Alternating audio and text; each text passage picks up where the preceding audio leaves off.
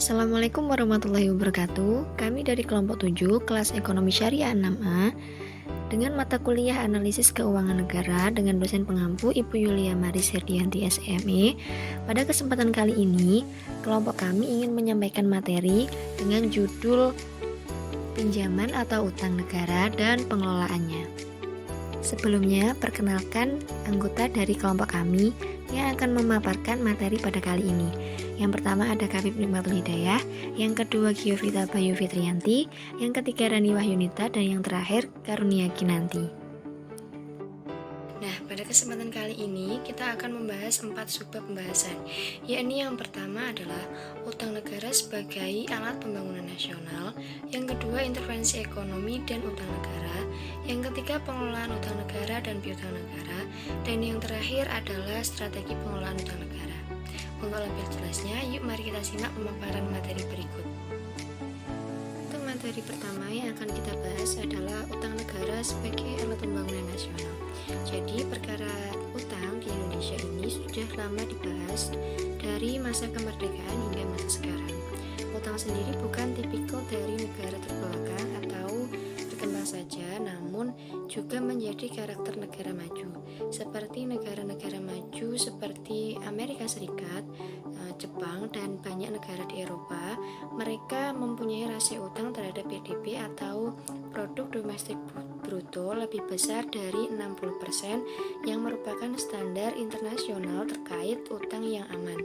Jadi, singkatnya, negara-negara semua di dunia ini, baik maju maupun berkembang, selalu memakai instrumen utang sebagai alat pendanaan pembangunan negaranya. Dengan seluruh perkembangan utang pemerintah dan berbagai indikator resiko utang tersebut, tentunya terdapat dampak positif bagi pemanfaatan utang terhadap pembangunan, baik indikator ekonomi maupun sosial, yang meliputi yang pertama, pertumbuhan ekonomi tetap terjaga dalam level 5% sepanjang tahun 2014 hingga tahun 2018. Yang kedua, pertumbuhan penerimaan pajak telah meningkat signifikan dalam 2 tahun terakhir, yaitu tahun 2017 sebesar 13,75% dan tahun 2018 sebesar 15,53%.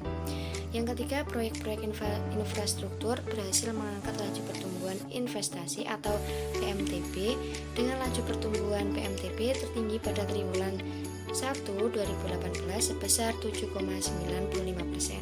Yang keempat, tingkat pengangguran terbuka atau TPT Indonesia mengalami penurunan dari 5,81% pada tahun 2015 menjadi 5,34% pada Agustus 2018. Dan yang terakhir, tingkat kemiskinan di Indonesia juga mengalami penurunan yang cukup signifikan dari 10,96%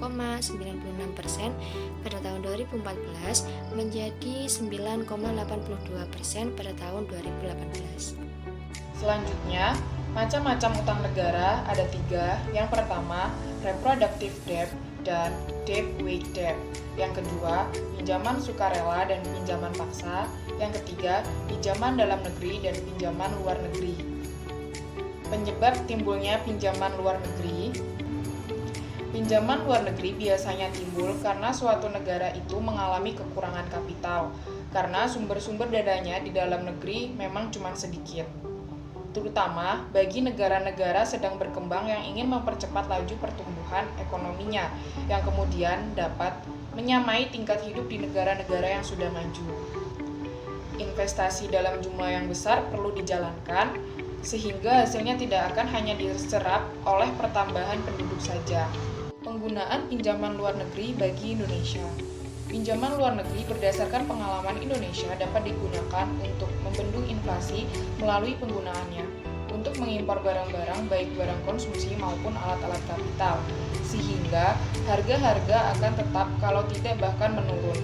Hal ini disebabkan karena sifat inflasi di satu pihak adalah adanya kebanjiran tenaga beli sebagai akibat dari besarnya pengeluaran pemerintah yang dicerminkan dalam defisit anggaran belanja, dan di lain pihak adanya kekurangan barang-barang dan jasa. Negara merupakan jumlah uang yang wajib dibayar pemerintah pusat, yang dapat dinilai dengan uang berdasarkan peraturan perundang-undangan yang berlaku atau sebab lainnya yang sah. Hak tagih mengenai utang atas beban negara dapat dianggap kadaluarsa setelah 5 tahun sejak utang tersebut jatuh tempo pembayarannya, kecuali ditetapkan oleh undang-undang. Dalam artian tidak selamanya hak tagih negara berada dalam jangka waktu 5 tahun dikarenakan undang-undang masih memperbolehkan lebih dari 5 tahun. Pengelolaan piutang negara. Piutang negara merupakan sejumlah uang yang wajib dibayar kepada pemerintah pusat dan atau hak pemerintah pusat yang dapat dinilai dengan uang, karena adanya perjanjian atau akibat lain yang sah. Dengan kata lain, piutang negara timbul karena perjanjian lainnya berdasarkan peraturan perundang-undangan yang berlaku atau lainnya yang sah. Pejabat yang diberi kuasa untuk mengelola pendapatan, belanja, dan kekayaan negara wajib mengusahakan agar setiap piutang negara dapat diselesaikan seluruhnya dan tepat waktu. Piutang negara juga dapat dihapuskan secara mutlak atau bersyarat dari pembukuan, kecuali piutang negara yang cara penyelesaiannya diatur tersendiri dalam undang-undang. Maka dari itu, tanpa pemerintah, penyelesaian dan penghapusan piutang negara tidak dapat terselesaikan atau terhapuskan. Subbab yang keempat yaitu strategi pengelolaan utang negara. Strategi pengelolaan utang sangat dibutuhkan dalam suatu negara dikarenakan jumlah utang pemerintah yang besar, sehingga diperlukan strategi yang baik seperti menurut diterbitkannya KMK nomor 447/KMK.06/2005 tentang strategi pengelolaan utang negara tahun 2005 sampai tahun 2009 yang meliputi 1. Pengelolaan portofolio dan resiko yang mencakup pengurangan utang negara, penyederhanaan portofolio utang negara, pengadaan utang negara dalam mata uang rupiah, minimalisasi resiko pembiayaan kembali, peningkatan porsi utang negara dengan bunga tetap, penurunan porsi kredit ekspor, dan penerapan prinsip pengelolaan utang negara yang baik.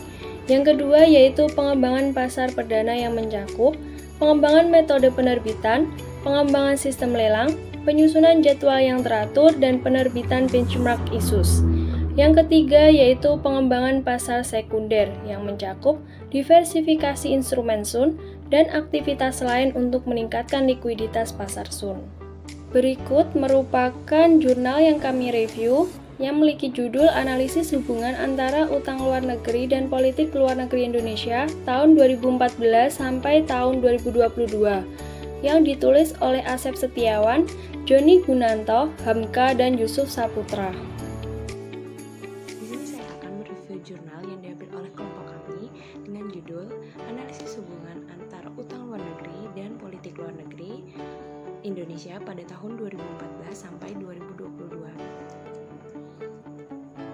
Saat Pak Jokowi mengambil alih kekuasaannya pada tahun 2014, menggantikan presiden sebelumnya yaitu Presiden Susilo Bambang Yudhoyono, beliau mewarisi utang sebesar 122 miliar US dollar dan setelah 4 tahun beliau menjabat, utang tersebut mengalami peningkatan sebesar 48% menjadi 181 miliar US dollar. Pemerintah telah menghabiskan sebagian besar pinjaman ini untuk pembangunan infrastruktur yang tujuan utamanya untuk meningkatkan daya saing nasional yang terbukti berhasil mengangkat laju pertumbuhan investasi dengan rata-rata laju pertumbuhan sebesar 5,39% dalam periode 2014 sampai 2018. Selain itu, secara perlahan utang luar negeri Indonesia mengalami penurunan dari sektor publik yaitu pemerintah dan bank sentral serta sektor swasta. Namun, hal ini tidak menutup kemungkinan utang luar negeri ini memiliki dampak negatif, seperti dampak utang luar negeri ini juga bisa berimbas kepada politik luar negeri Indonesia yang dapat kita temukan contohnya pada kasus utang luar negeri Indonesia terhadap Tiongkok.